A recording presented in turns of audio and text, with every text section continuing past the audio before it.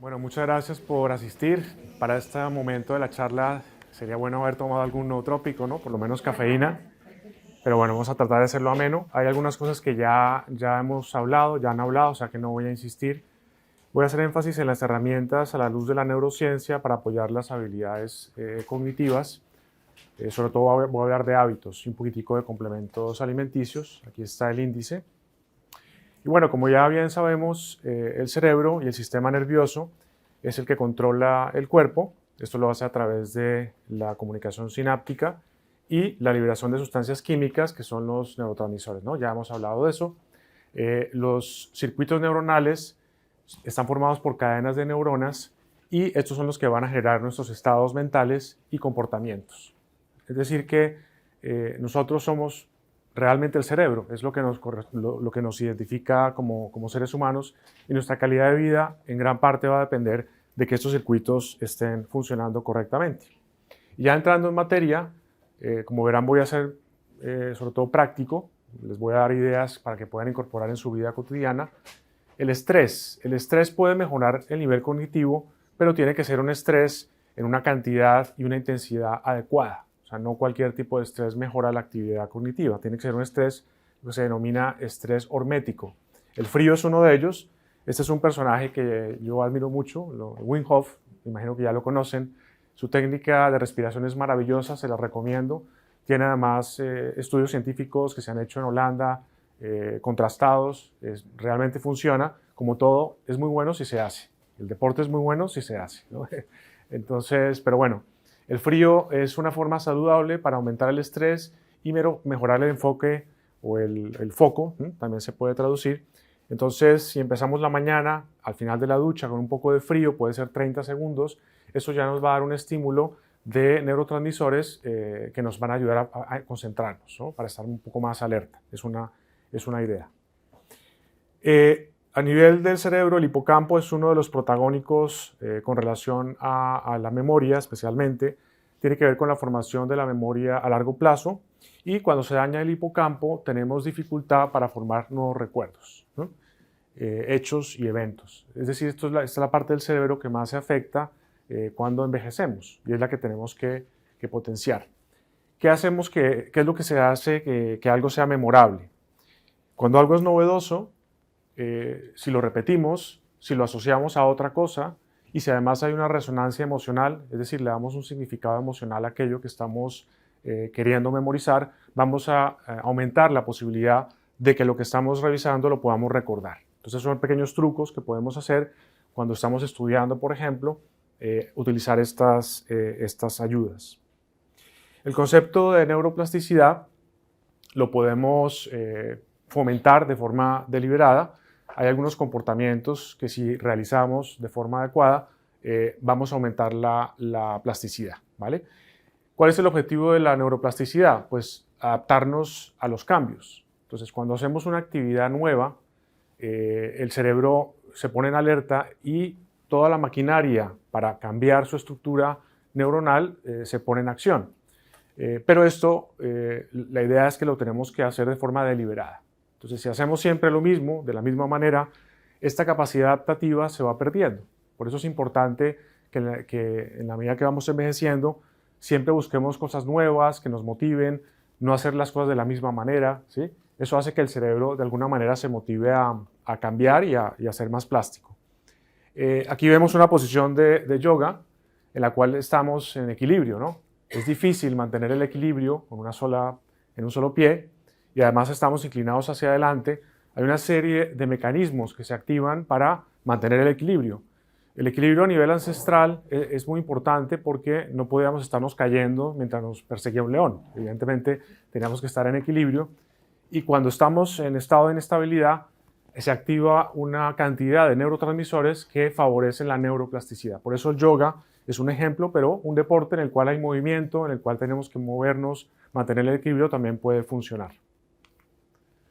Lo que comentaba antes Ana, a propósito de las ayudas de exámenes que podemos hacer para temas de deterioro cognitivo, evidentemente cuando hay un polimorfismo de tipo APOE4, y si es homocigoto, es decir, viene tanto de padre como de madre, nuestra posibilidad de tener demencia, especialmente Alzheimer, aumenta. Entonces estas pruebas también son interesantes para hacer medicina preventiva, para realmente ser más enfáticos en lo que tenemos que evitar y que tenemos que hacer para evitar enfermedades de este tipo. Aunque no es determinista, sí es verdad que cuando tenemos este en concreto, nuestras posibilidades de tener Alzheimer pues aumentan, y este es uno de las demencias pues más frecuentes. Bien. Neurotransmisores hay muchos, vamos a hablar sobre todo de la dopamina, la serotonina, la epinefrina y la acetilcolina.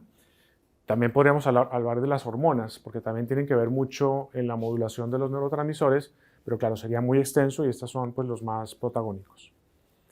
Hablando de la acetilcolina, es la que nos permite saber que algo que una información que estamos recibiendo, la queremos almacenar y reconocer. Por eso la acetilcolina es tan importante apoyarla en la medida que avanzamos en la edad, porque perdemos interés en realmente almacenar nuevas memorias. Como es habitual, por ejemplo en la demencia, se recuerdan más temas antiguos y no recientes. Esto tiene que ver con la acetilcolina, y de hecho muchos fármacos que se han estado investigando, con muy poco éxito, hay que decirlo, para Alzheimer y demencia, pues lo han hecho sobre todo con relación a este neurotransmisor, ¿vale? Entonces, esto es lo que, como les decía, se empieza a deteriorar, sobre todo pues con la demencia, ¿no? Y con la edad. Luego tenemos, dentro de la acetilcolina, como les decía, nos ayuda pues a buscar el enfoque o el foco, y también desencadena la neuroplasticidad de la que estábamos hablando. Se puede obtener de forma de alimentos también, como por ejemplo el hígado, los huevos, tiene bastante acetilcolina, el pescado, champiñones, alubias, en fin. Y también a través de suplementación, que ya hemos comentado y más adelante haremos más énfasis. La nicotina es mala, el cigarrillo es malo, evidentemente, no estamos recomendando ni mucho menos la nicotina en el sentido del cigarrillo, pero sí es verdad que la nicotina aumenta los niveles de acetilcolina, por eso las personas que fuman les cuesta tanto trabajo dejar el cigarrillo, porque notan ese efecto, digamos, de estímulo, ¿no? Entonces, evidentemente, quienes están fumando deberían tratar de buscar la opción de consumo de nicotina a través de, pues, de chicles o gomas, mientras dejan totalmente este vicio, pero sí es verdad que puede aumentar la acetilcolina, ¿vale? Algunas personas lo utilizan las gomas en momentos concretos, pues para estimular un poco este tema. La adrenalina o la epinefrina es la que nos va a permitir la energía, es lo que nos permite estar alertas, ¿sí?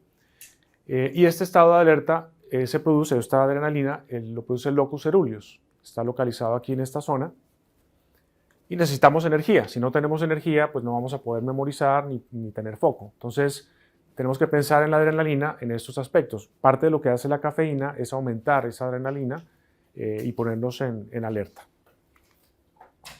Luego está la dopamina, que tiene que ver más con la motivación, el impulso, la búsqueda, el enfoque. Como les decía, la epinefrina y la noradrenalina tiene que ver más con la energía, y la serotonina con la satisfacción y la relajación.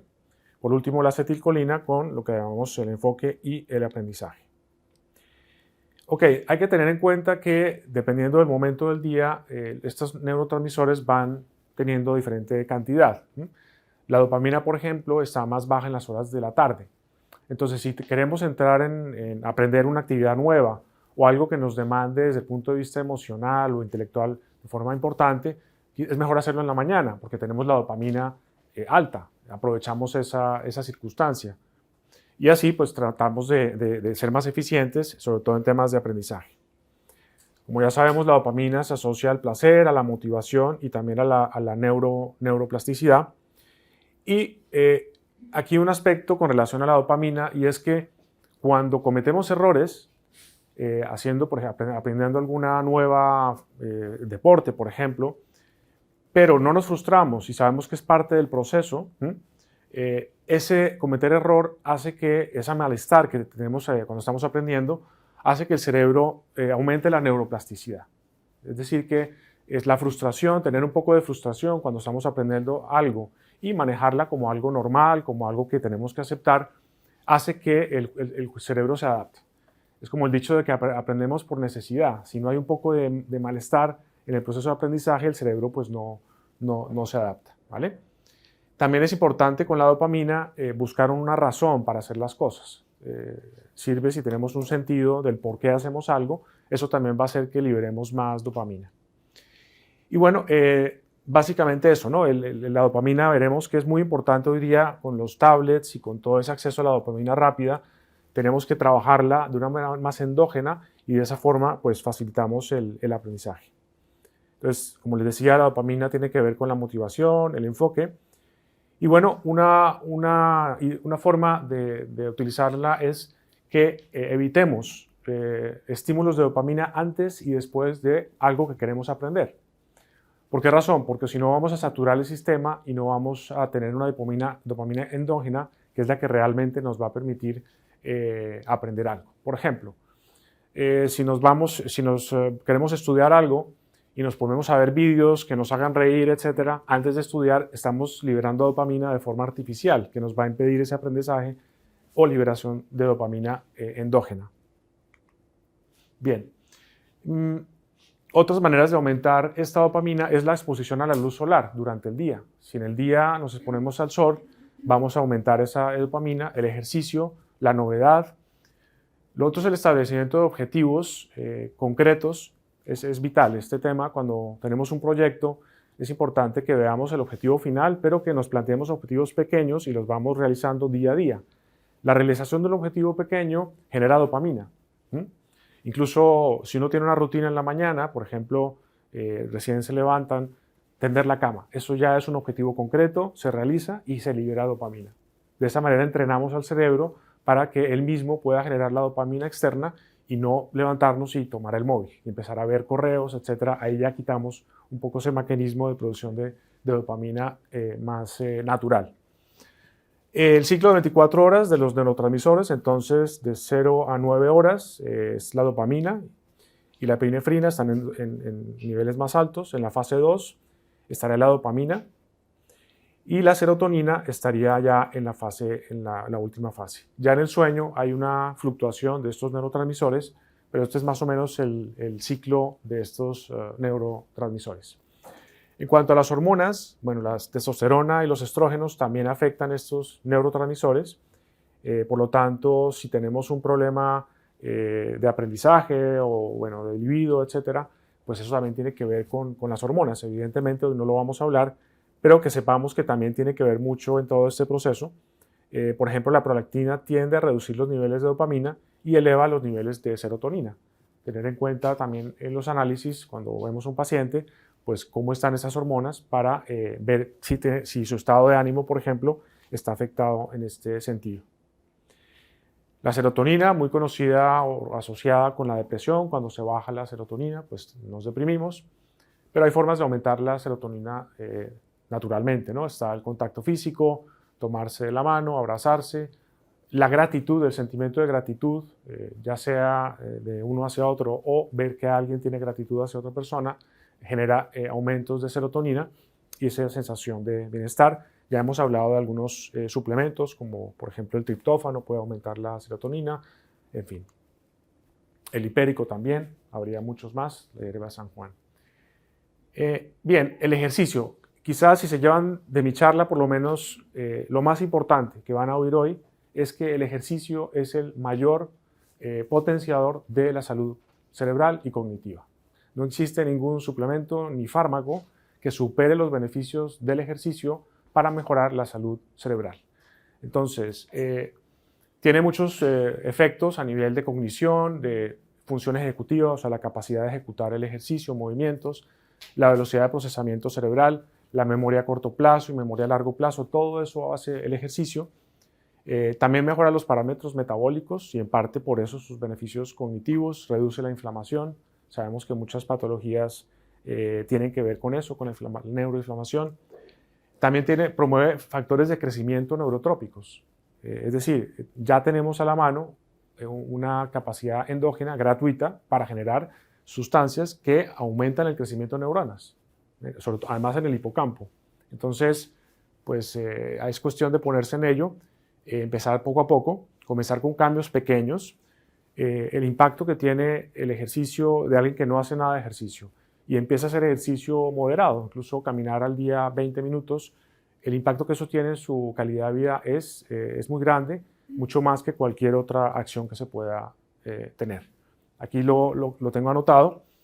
Pasar de 0 a 3 horas de ejercicio por semana puede reducir la mortalidad por todas las causas en un 50%. O sea, ¿qué fármaco puede hacer esto? Ninguno, ¿no?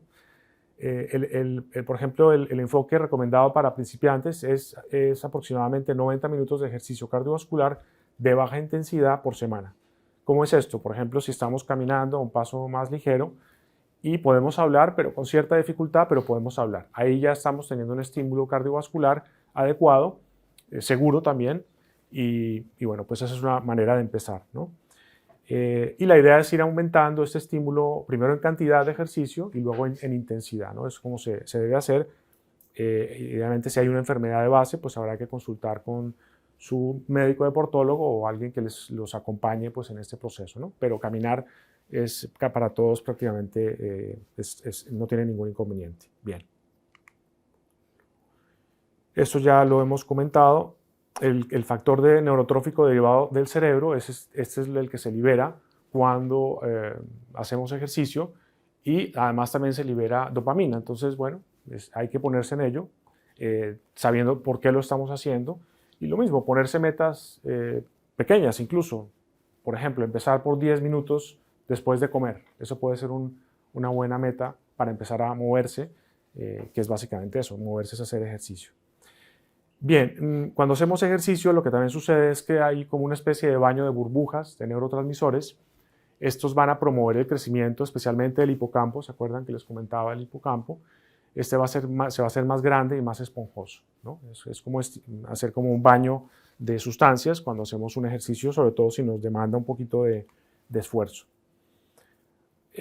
La rutina de ejercicio recomendada puede ser de 30 a 45 minutos de ejercicio cardiovascular, donde el ritmo cardíaco sea elevado. Hay muchos sitios donde podemos ver vídeos cómo entrenarnos. Esta, por ejemplo, Daily Burn, está gratuito en YouTube, la pueden ver. Hay varias rutinas. Evidentemente, si tienen alguna enfermedad cardiovascular, tendrán que hablar con sus médicos, pero bueno, son seguros en general. Y bueno, ya los beneficios no entraré. Hay uno que es, por ejemplo, la hostilidad. Las personas que hacen ejercicio bajan su nivel de hostilidad. Eso es interesante. Hay estudios también de depresión, como depresiones leves se pueden mejorar muchas veces más que cualquier otra acción. Bien. Las personas que tienen ya una enfermedad de demencia o tienen factores de riesgo para demencia, se sabe que el ejercicio puede ayudar a retrasar la aparición de ese deterioro cognitivo. Entonces ya tenemos una herramienta para empezar a actuar. En el tema del deporte, esta científica, la doctora Wendy Suzuki, ha publicado muchísimos artículos al respecto. Recientemente comentaba cómo las personas de edad media que tienen un buen estado físico tienen hasta 9 años más de buena cognición más adelante. ¿Sí? Entonces, bueno, pues es otra evidencia más. Mejora el estado de ánimo positivo, la imagen corporal, la motivación para hacer ejercicio, todo esto. Mejora el ejercicio, la memoria de reconocimiento, memoria espacial episódica. Bueno, ella también habla de la importancia del ejercicio cardiovascular a diario. Y el ejercicio de mayor intensidad, como por ejemplo el spinning, se puede incluir más adelante para temas de otro tipo de apoyo, que es el muscular, que también se está hablando mucho de esto hoy día. La importancia de los músculos para evitar temas de caídas y mejorar la calidad de vida. También plantea la posibilidad de hacer ejercicio haciendo afirmaciones positivas. Eso hace que estas afirmaciones se fijen mejor en el cerebro y uno las puede hacer a la medida. Esta es una técnica que se llama Intensati y bueno, pues la idea es eso, mejorar la autoimagen, la autoestima a través del ejercicio y las afirmaciones, además con muchísimas publicaciones. El deporte, si queremos liberar dopamina, el ideal es que sean deportes que implican movimiento hacia adelante. Es decir, si jugamos ping-pong o deportes que son muy estáticos, no fomentan tanto la dopamina. Es decir, tienen que ser deportes, como les decía, hacia adelante. Y se ha visto que este tipo de deportes calman la actividad de la amígdala, que es el centro de amenazas en el cerebro. Entonces, es una manera también ansiolítica por esa misma razón. Esto es lo que les decía del equilibrio, todo aquello que implique mantenernos en equilibrio con relación a la gravedad, cuando hay cambios de posición del cerebro, activa el sistema vestibular, que es el sistema del equilibrio en el oído, y implica muchos movimientos neurológicos el estar en esa posición, por ejemplo, ¿no? Pero bueno, no tenemos que llegar ahí, simplemente caminar o algún deporte como puede ser el tenis o bueno, el que quieran, pues va a también activar estos centros cerebrales y la neuroplasticidad. En cuanto a la parte muscular, se ha visto que las personas que tienen, por ejemplo, una fractura de cadera, su expectativa de vida baja muchísimo después de eso, en un porcentaje muy alto. Y gran parte de eso tiene que ver con la masa muscular que se tiene. Entonces tenemos que desde ahora aumentar esta masa muscular, no solamente el ejercicio cardiovascular, para evitar este tipo de temas, además de los mecanismos fisiológicos que hemos hablado que producen los músculos. Los músculos producen sustancias que también nos van a apoyar, como son las mioquinas y otros efectos antiinflamatorios. Evidentemente el azúcar, no voy a extenderme, ya lo sabemos todos, el azúcar es muy malo, especialmente si hay trastornos como déficit de inatención e hiperactividad. Esto lo que genera es una dependencia energética del azúcar en el cerebro y ya sabemos, por ejemplo, que el Alzheimer se clasifica, a veces se le denomina como la diabetes tipo 3, ¿no?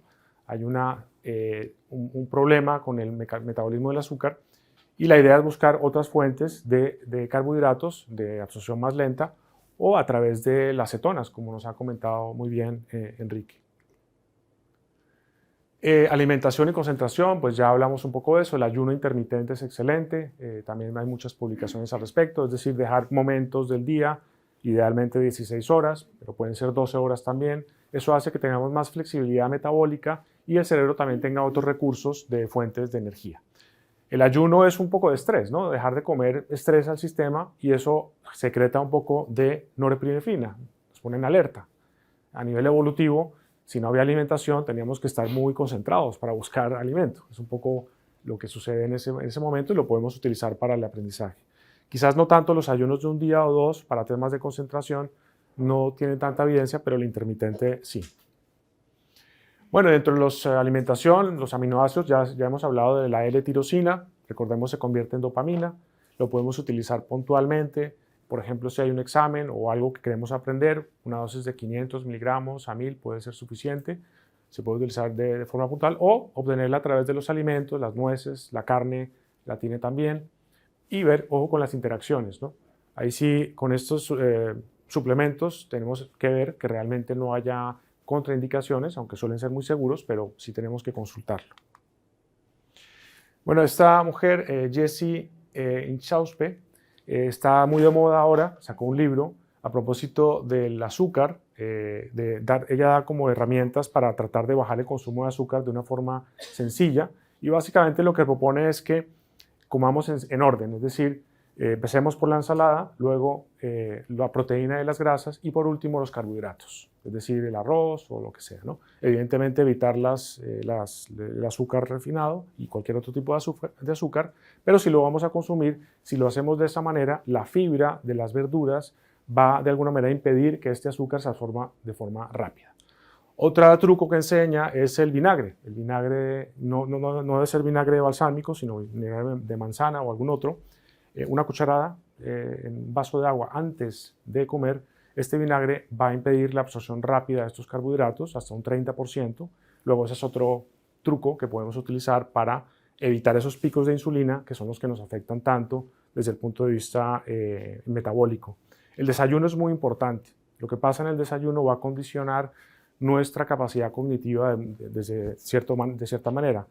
Los desayunos dulces, que es muy frecuente incluso en Europa, pues no es lo conveniente, evidentemente. Entonces ella da algunas recetas que podemos hacer de desayunos basados no en cosas dulces, por ejemplo un aguacate con un poco de jamón, cosas de ese estilo, y de esa manera vamos a poder controlar esas fluctuaciones del estado de ánimo y de concentración, que muchos somos conscientes que tenemos cuando desayunamos de esa manera. Entonces échenle un vistazo, y tiene muchas entrevistas en YouTube y su libro también se consigue muy fácilmente ya. El sueño, bueno, pues daría para otra charla completa. El sueño es fundamental para la salud cognitiva por muchas razones. Mejora el metabolismo de los lípidos, de los carbohidratos. Voy a decir dos cosas muy importantes: la luz, exponernos a poca luz en la tarde, en las horas de la tarde. Las tablets, ponerlas en su función de no emisión de luz azul, ¿no? Tenerlo todo así.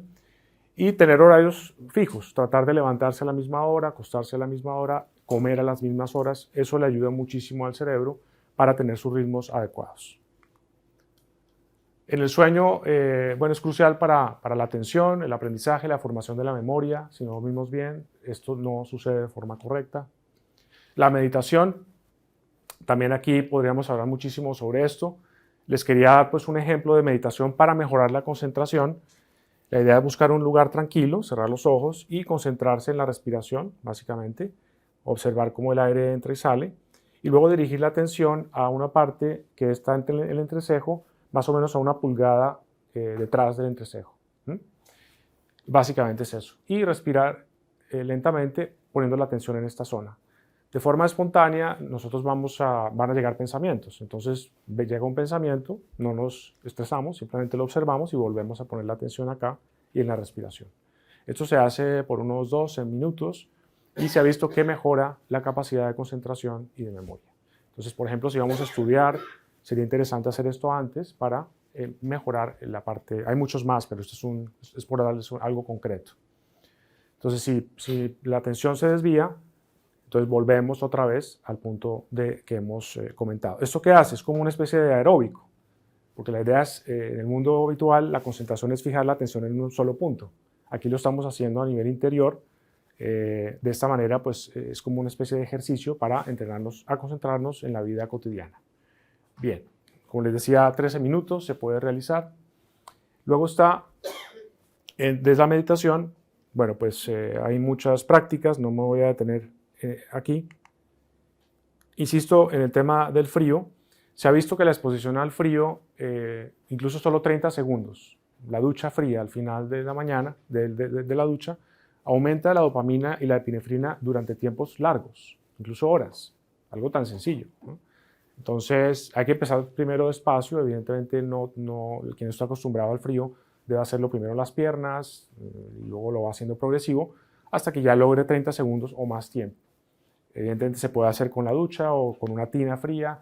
Esto es todo un mundo del tema del frío, pero bueno, la idea es exponernos a estímulos horméticos que son estresantes, pero son muy saludables. Digamos que vivimos en un mundo de confort que está impidiendo que nuestro cerebro esté activo y tenemos que estimularlos de esa manera, digamos, artificial.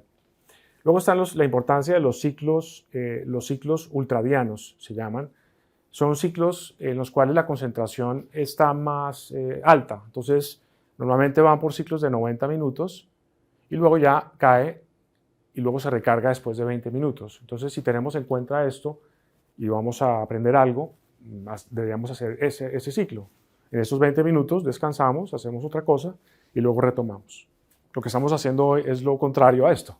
Llevamos varias horas y un descanso de 20 minutos, ¿no? Pero bueno, es para que lo tengamos en mente. La exposición de luz de las 10 p.m. a 4 p.m., luz brillante, afecta muchísimo la liberación de dopamina al otro día también y afecta el sueño. Entonces, qué bueno que ya empecemos en la casa desde las 10 de la noche a poner luces mucho más suaves, tonos amarillos, porque de esa manera estamos facilitando que este sueño sea mejor y por lo tanto las ayudas cognitivas. Entonces, para hábitos, la mañana es muy importante. La rutina de la mañana va a determinar mucho lo que va a pasar en el día, ¿no?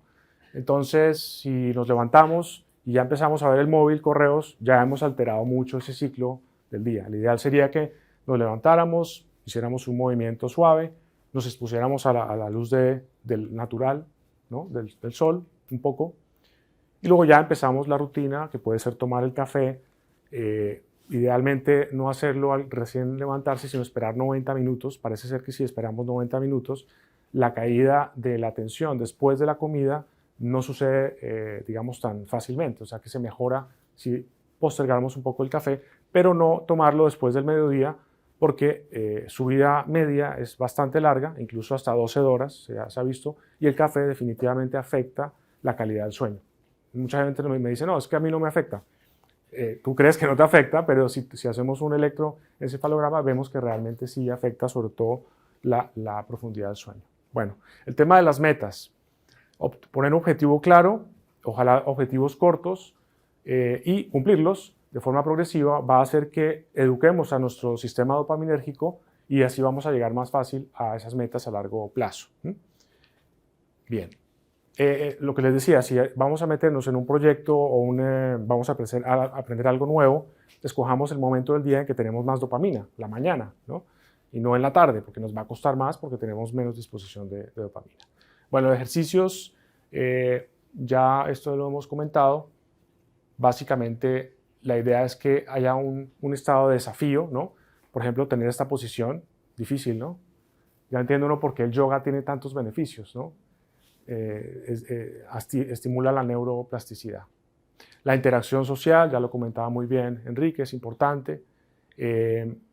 Lo otro es el deterioro cognitivo con la edad relacionado con la disminución de la demanda del cerebro. Si nos jubilamos y no tenemos algún reto, pues el cerebro va a empezar a apagarse, ¿no? Los saunas, también hay muchísima literatura al respecto de los beneficios del sauna, sobre todo por su capacidad de mejorar el flujo sanguíneo, es vasodilatador. La idea es que puede, y esto ya está demostrado, baja la incidencia de muchísimas patologías y también con relación a la demencia hay bastante evidencia. Entonces, el sauna es otra herramienta interesante. La idea es hacerlo 20 minutos, aproximadamente a 78 grados centígrados. Esto idealmente a la semana sería 2 o 3 veces a la semana, es lo que se han mostrado los estudios. Entre más cantidad de sauna, más días de sauna, mejores los beneficios. O sea, es dosis dependiente, o sea, que no es casualidad. Entonces, bueno, es una idea.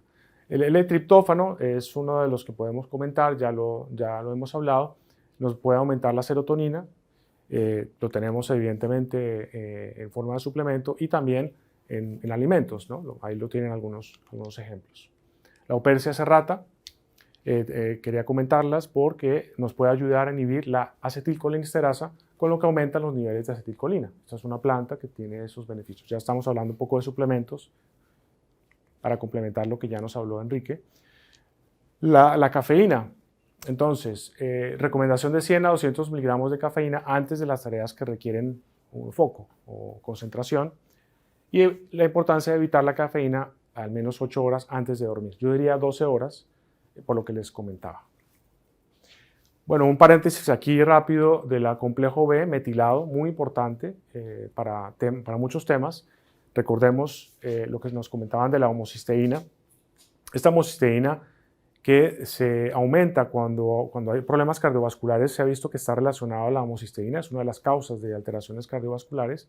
Y si tenemos alteraciones en la metilación, no vamos a poder tener la B12 metilada en su forma activa. Por lo tanto, esta homocisteína se va a aumentar, ¿sí? También necesitamos folato, que es la vitamina B9, el ácido fólico es la no metilada. Esta es otra muy importante para temas de metilación. Entonces, el complejo B pues, va a ser un poco comodín, como verán, para muchos temas y a nivel cognitivo pues, lo va a hacer también. Muchos temas comportamentales tienen que ver con deficiencias en la metilación, ¿no? Y la gente no lo sabe. Por lo tanto, mucha gente tiene problemas de metilación y no activa la vitamina B12 ni el ácido fólico. Por lo tanto, tomarlo en este caso va a ser una solución para prevenir no solamente temas de toxicidad, sino también a nivel cognitivo y comportamental. La tirosina, este es otro aminoácido que ya se ha comentado algo, va a ser precursor de la dopamina, ¿sí? Y que nos puede servir como una ayuda en momentos puntuales, sobre todo si tenemos que tener estímulos, de claridad mental, para algún examen, por ejemplo, se podría utilizar. La creatina, no voy a detenerme, ya se ha comentado bastante, muy interesante, al igual que la tirosina. Y de la tirosina la dosis más o menos puede ser de 500 miligramos como mínimo, puede ser mucho más, y su efecto dura desde 30 minutos hasta 2 horas. Entonces puede ser una estrategia tomar un poco de tirosina, estudiando, por ejemplo, si hay necesidad, ¿no? La B6 es también interesante porque además reduce los niveles de prolactina y puede mantener los niveles de dopamina. Tiene un efecto también con relación a las hormonas, además de ser necesario para la producción de muchas hormonas, neurotransmisores, la B6. Bueno, omega 3, ya muchos han hablado de él. simplemente decirles que también se utiliza en personas que tienen daños neuronales, por ejemplo por deporte, se ha utilizado el omega 3 para disminuir o mitigar estos marcadores de lesiones neuronales. A este nivel también puede actuar cuando hay alguna lesión. También lo encontramos, evidentemente, pues, básicamente se puede utilizar para el deterioro cognitivo la colina. Eso es otro de los que hemos ya hablado bastante. En cuanto al omega 3, especialmente el DHA, es el que nos interesaría para mejorar la función cognitiva, y se han estudiado dosis de 2 a 3 gramos al día de DHA y EPA. Y se prefiere las versiones de triglicéridos, EPA y DHA en forma de triglicéridos, y muchas veces también veremos que las versiones que tienen fosfolípidos, como por ejemplo las huevas de pescado, nos pueden ayudar también porque además tienen colina. La aceticolina es también conocida como la CDP-colina. Este es un compuesto que también nos va a aumentar la síntesis de fosfolípidos y se ha asociado con las mejoras de la memoria y también la atención y la función ejecutiva. Las dosis que se han estudiado son de 1 a 2 gramos. El sulforafano, interesantísimo para temas de detoxificación, se ha comentado en la charla anterior, activa la vía NRF2, y también el moringa. El moringa, esta planta, es interesantísima, actúa muy similar al sulforafano, y sobre todo si tenemos metales pesados o temas de toxicidad que nos están afectando la función cognitiva, yo pensaría en estos dos como quizás uno de los más importantes. Bien, incluso se ha utilizado el sulforafano para prevención en caso de accidentes isquémicos y mejora los resultados también cuando ya tenemos un evento isquémico. Dentro de fuentes de DHA están las huevas de salmón o de otros peces, de caviar. Es una fuente alta de fosfatidilcolina y de DHA. Dicho sea de paso, las tenemos todas. La vitamina D también es interesante por su conversión del triptófano en serotonina, o sea que también participa la vitamina D en la producción de serotonina, el estado de ánimo. El magnesio, aquí lo quise poner sobre todo por su apoyo al sueño. En este caso tiene que ser un magnesio que se absorba muy bien, ya sea liposomado o bisglicinato de magnesio, serían los dos que yo recomendaría para ese fin. Recordemos la importancia del sueño.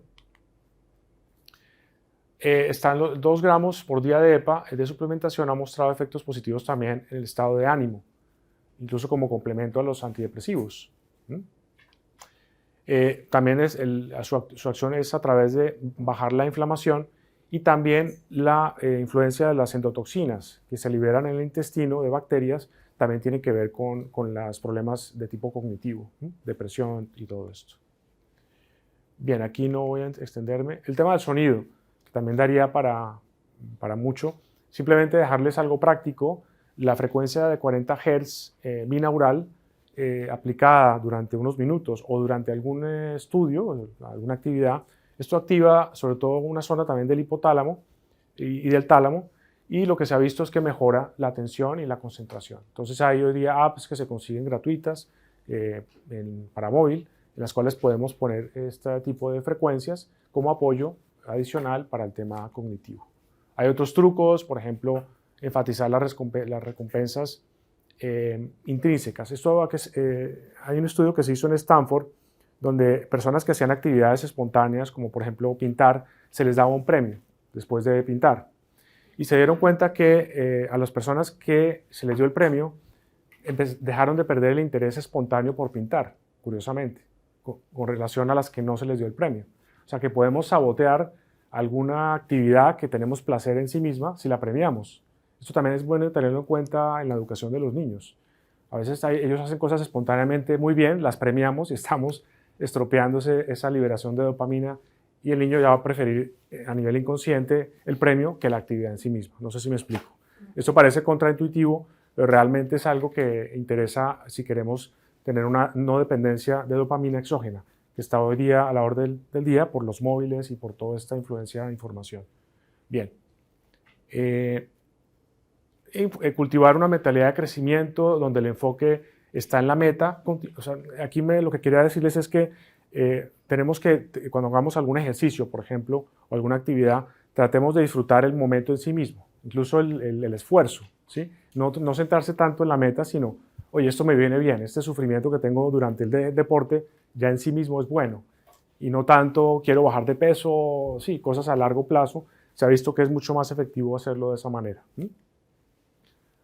Aquí es lo que les decía el truco final, ir a ponerse objetivos cortos para llegar a ese objetivo final y asociar la sensación de fricción y el esfuerzo con un sistema de recompensas autónomo que libera dopamina de forma autónoma. Otra técnica es la técnica del Pomodoro.